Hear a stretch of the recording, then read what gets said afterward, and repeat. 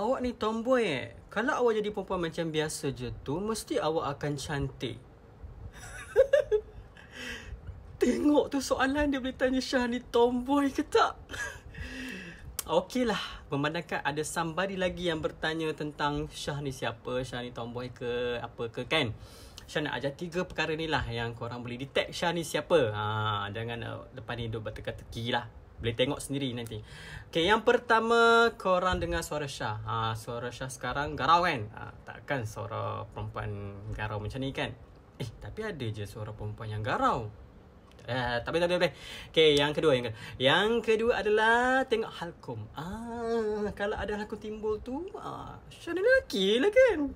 Tapi tak boleh juga. Ada lelaki yang langsung tak nampak kan? Akum dia tu sebab ada somebody ya berisi, ada somebody memang dia tak nampak langsung. Okay, yang ketiga.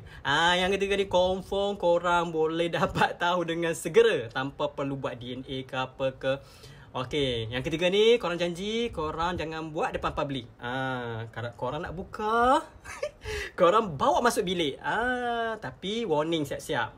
Masuk bilik, confirm Syah buat report polis. Jangan memeng. Jangan ambil kesempatan. Depan ni tanya soalan macam ni Jangan tanya soalan-soalan yang buat Syah stres. Confirm lah Syah ni lelaki. Aduh.